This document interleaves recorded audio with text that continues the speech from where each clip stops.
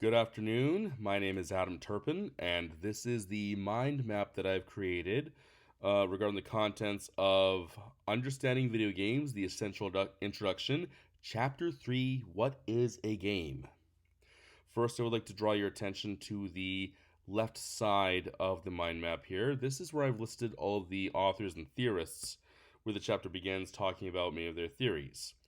In order of the chapter talking, I go from bottom to top in a clockwise fashion, actually, as this is on the left, beginning with Ludwig Wittgenstein. I just want to mention, if I mispronounce any names in this, I do apologize. I am still getting used to some of these names. And then ending right at the top here with Henry Jenkins. On the right side, rather, I go through more of the definitions that have been mentioned in the chapter and some of their and try and go into some detail about some of them. Without hesitation, I'd like to talk more about what we found here.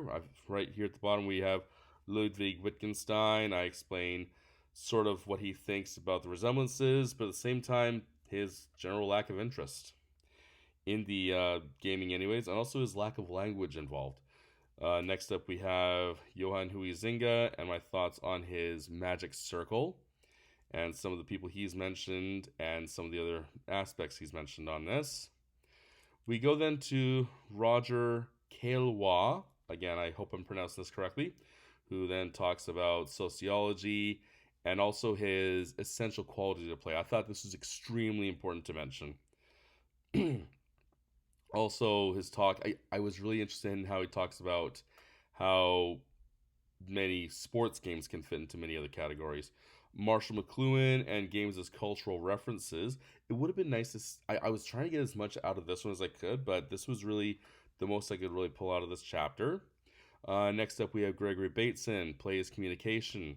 Again, would have been nice to collect a little bit more, but really the biggest stuff I could get was really all of this.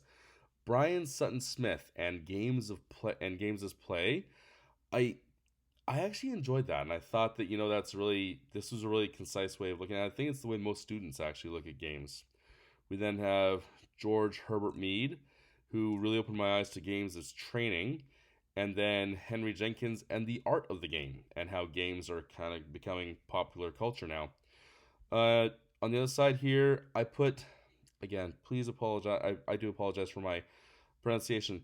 Jesper Juhl, and because although he was not given his own direct tab, I thought he's very important, and I mentioned him in a few other things you'll see as you continue. Please feel free to rewind through this video and some of the points he has brought up. And then other rules of play, and then the 4 features common to all video games. I thought I actually really enjoyed that.